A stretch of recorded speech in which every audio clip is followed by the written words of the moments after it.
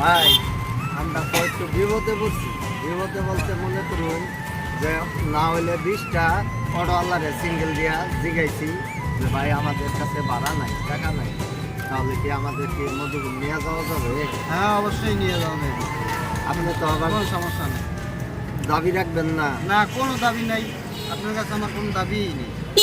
এখন মনে করেন যে বৃত্তি বাড়ি থেকে আসতে বলা টাকা ছিল 20টা। হ্যাঁ, এখন আইসা আবার সেলিব্রিটি মালিক মিয়ার সাথে দেখা হইলো আমাদের সারান্দানি।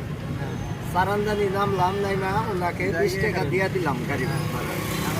দেওয়ার পরে এখন 20 টাকাই আসছিল, বুঝেন, 20 টাকাই কিন্তু আবার বৃত্তি বাড়ি থেকে মধুর ভাড়া। এখন ওনারে দিয়ে দিলাম 20 টাকা। তাহলে তো আর আমাদের কাছে আর টাকা নেই। টাকা নাই, কি করেন যাইব?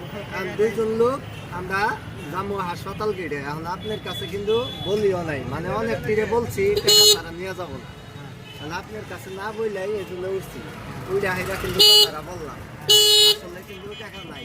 কি আপনি কি আমাদের কাছে কি জুলুম করবেন, নিবেন নাকি নিবেন না? কোনো জুলুম নেই। একটা সুইচ চাই, ওনাদের লাগলে 4 টাকা এসে নিয়ে যাইব।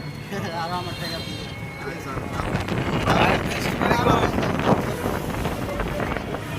বরিশাল। বরিশাল হ্যাঁ, একটু আগে না করলেন রংপুর। হ্যাঁ, বরিশাল। আমি তো রংপুর বিয়া করছি, রংপুরে বাসা জানি। হ্যাঁ, আমি জানি না।